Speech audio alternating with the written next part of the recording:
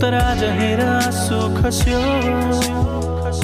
खुसी लाग्यो तिम्रो संसार बस्यो सुने जब यो खबर म धेरै बेर आत्तिएँ प्रश्न मनमा यही रह्यो मैले के गर्ने